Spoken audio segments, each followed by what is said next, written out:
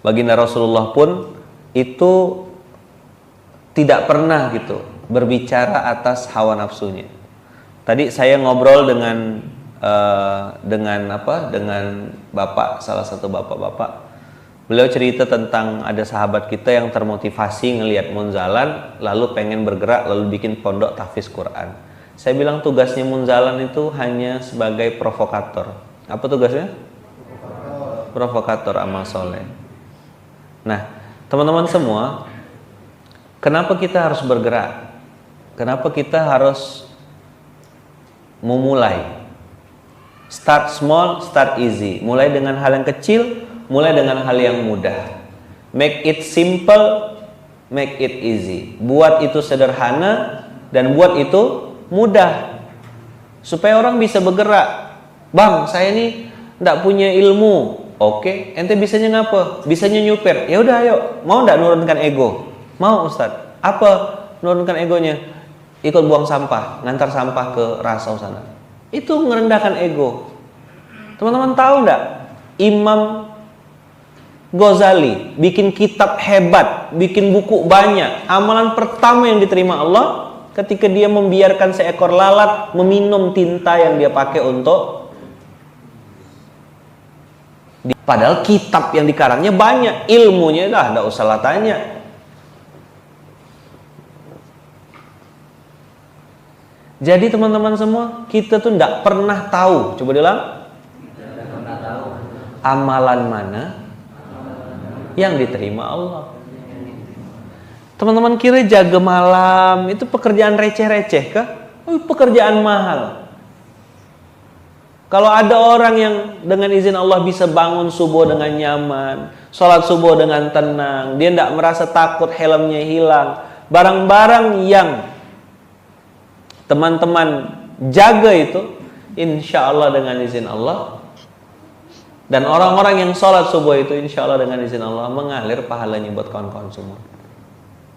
Tidakkah itu menjadikan kita menjadi hamba yang bersyukur?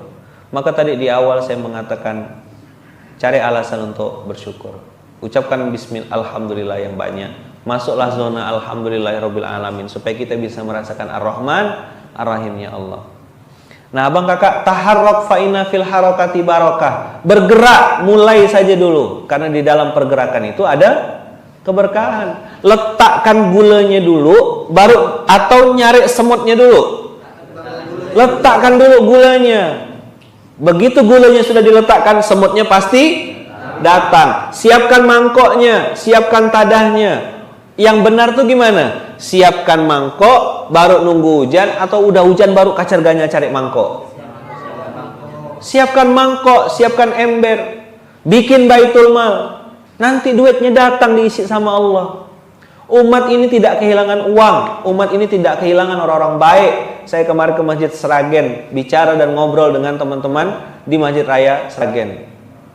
Al-Falah, Kiai Kusnadi, Masya Allah, tabarakallah. Beliau bilang, Ustadz, ini ada orang punya pabrik kerupuk, bisa ngasih kerupuk tak terbatas, sampai muntah-muntah pun dikasih.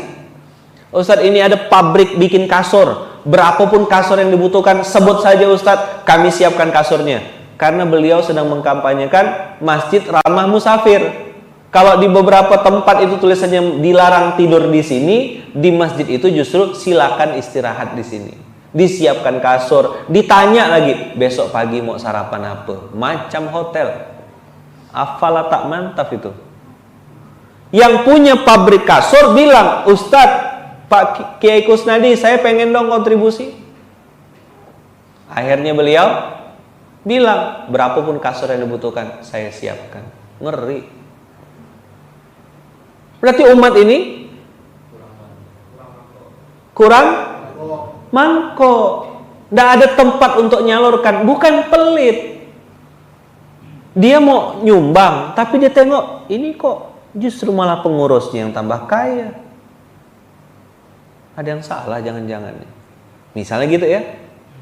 Akhirnya dia kontribusi.